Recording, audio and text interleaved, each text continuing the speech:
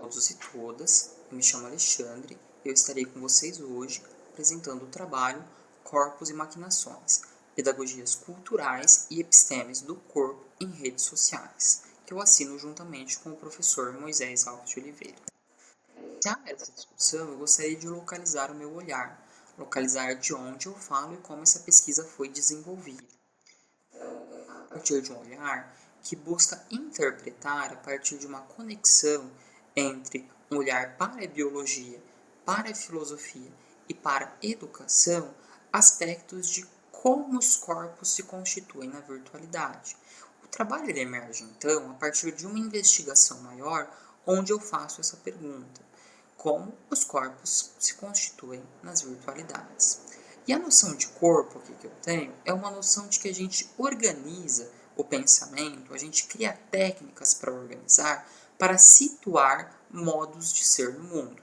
Eu preciso então, nesse sentido, de uma noção de corpo, espécie, corpo, população, corpo, evolução, para ser possível que eu tenha uma biologia moderna, por exemplo. Eu preciso ter uma noção de corpo, pensamento, para ter uma noção de filosofia moderna e contemporânea.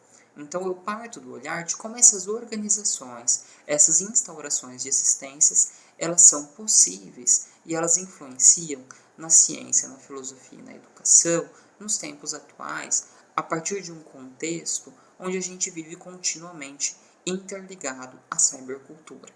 O objetivo desse trabalho em específico é então traçar algumas considerações acerca das conceptualizações de ciência e educação no cyberespaço a partir do seu olhar ao corpo. Por isso, eu faço três movimentos que instauram a minha metodologia. Um primeiro movimento é mostrar que diferentes noções de corpos nos dão possibilidades de constituir diferentes ciências e diferentes educações. Quando a gente olha, por exemplo, para Descartes, quando ele constitui o corpo enquanto algo que é uma expressão da materialidade, ele nos dá a possibilidade de pensar uma ciência que vai olhar para o materialismo, para o reducionismo, onde eu vou olhar então as partes, por menores que sejam, para entender como elas se articulam e funcionam. Quando eu olho, por exemplo, para a evolução, eu preciso criar uma noção de corpo-espécie, eu preciso criar uma noção de corpo por meio da adaptação e seleção natural e artificial, eu preciso olhar então por meio de um corpo que evolui, se modifica e se adapta. Então eu faço um olhar onde a noção de corpo nos dá uma possibilidade de noção de pensamento, ou seja, ciência e educação. A partir de dar essa caracterização de onde eu olho, eu enfatizo que esse olhar ele parte dos estudos culturais, das ciências, das educações, onde se entende corpo, ciência e educação como produtos e producentes de cultura. Para isso, então, a gente vai olhar uma localidade que é um grupo do Facebook que se auto-intitula Vale. E a gente vai olhar esse grupo porque ele é um grupo com mais de 1 milhão de seguidores, quase 1 milhão de seguidores, desculpa, oscila entre quase mais de 1 milhão. É um grupo que se coloca em prol da diversidade, então esperávamos que esse grupo ele tivesse então uma pluralidade de modos de pensar e de saber, e ele é um grupo onde os pesquisadores já estavam imersos desde a sua criação. A gente acompanha esse grupo então e traça as reflexões a partir dele, a partir de um arcabouço teórico-metodológico que é o diagnóstico do presente do Michel Foucault, onde a gente usa de conceitos filosóficos para compreender, para fazer uma diagnose sobre os fenômenos do presente. No nosso caso, sobre corpo, ciência e educação. Nos leva, então, aos nossos resultados e discussões, que eu organizo, então, em 2 tópicos. Um primeiro tópico a gente intitula Tomadas Corpo-Função e Corpo-Utilidade, onde a gente parte a discussão teórico-filosófica desse eixo analítico por meio dessa publicação que está à nossa esquerda. Então, essa publicação é uma publicação de ampla circulação e compartilhamento, onde tem-se uma metáfora de tomadas e está escrito: não é fobia, é ciência. Tem-se uma noção, então, de que os corpos são como tomadas e que a complementaridade desses representam a ciência. E isso nos mostra, então, bases que são dissimuladas. E elas são dissimuladas em que sentido? E aí, esse conceito de dissimulação é do Baudrillard. Elas são dissimuladas porque em determinados momentos elas consideram que há algo no fenômeno analisado que não existe. Isso é um processo de simulação. Em outros momentos, elas desconsideram algo que estava presente no fenômeno analisado. E isso é um fenômeno de dissimulação. E a gente faz esse olhar porque a gente considera que isso tenta se sustentar a partir de uma concepção cartesiana do corpo, ou seja, do corpo enquanto máquina, e de uma função paradigmática do corpo. Essa publicação produz uma noção de que se funciona enquanto uma tomada, a normativa deve ser o funcionamento enquanto uma tomada. E isso tem um grande problema, porque isso dissimula pensamentos como pensamentos de Descartes, que cria a noção do corpo enquanto máquina para considerar o corpo em sua materialidade, ou seja, não utilizar dessa analítica para moralização, e esta publicação claramente é uma tentativa de moralizar modos de ser a partir de uma metáfora de tomadas, e desconsidera o olhar kuhniano, que é um olhar de pensar o corpo, a ciência e a educação, a partir de como o fenômeno se dá. Logo, essa publicação ela dissimula esses pensamentos porque ela tenta dizer por que a heterossexualidade deve ser a norma.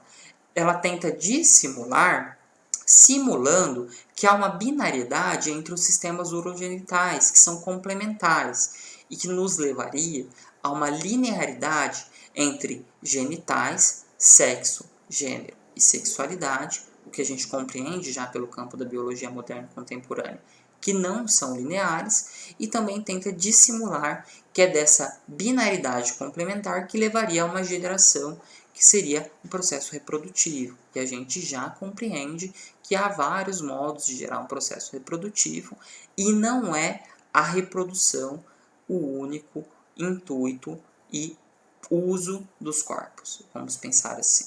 Então essa imagem ela tenta gerar então, uma pedagogia, um ensino e uma noção de ciência que vai ser pensada a partir de uma noção de corpo, função e corpo-utilidade. E ele funciona e ele é útil para atender às demandas e necessidades de uma moralidade judaico-cristã, que quer prescindir uma heteronormatividade enquanto norma. Tenta-se pensar, então, o corpo a partir de uma moralidade judaico-cristã que só se sustenta numa noção de corpo voltado à reprodução e à sobrevivência da espécie, e não apenas disso, da espécie em um modelo de sociedade. Bom, isso claramente precisa, para se dissimular, uma memória seletiva, que vai esquecer que o uso dos corpos não obedece uma linearidade, que os atos sexuais eles são plurais para a biologia moderna e contemporânea, e que a adaptação humana ela é mais relacionada às ARs, às produções de sentido, de sensação, de significado e de organizações sociais, e às técnicas que a gente lança a mão para produzir a realidade, e não pela taxa reprodutiva. Na verdade, as taxas reprodutivas elas nos levaram a uma grande crise ambiental, econômica, política e social nos tempos atuais. Bom, isso nos leva então a um segundo eixo analítico que a gente intitula Quebra-cabeças e Legos, Risos Irônicos e Ciências Modalizáveis, onde então surge uma imagem onde o Lego e o quebra-cabeça eles não se complementam. E a ideia aqui, essa concepção do corpo enquanto um Lego, enquanto um quebra-cabeça, que só se complementam com iguais, é fazer o seguinte, é mostrar que aquele próprio sistema de um corpo maquinizado para ser um modelo moralizador, ele não se sustenta quando é utilizado o mesmo padrão na metáfora, quando a gente utiliza peças para exemplificar a complementaridade.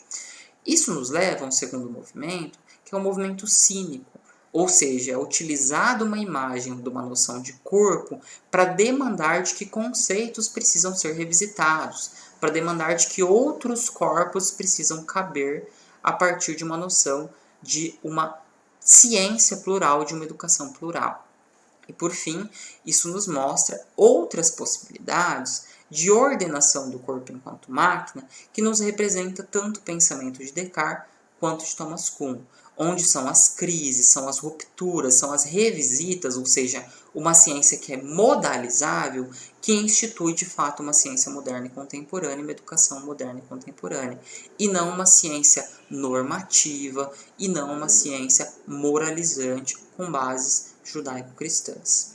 Então, aqui a gente faz esse movimento, então, de que há outras concepções de corpo pululando na cybercultura que demandam outras ciências e educações.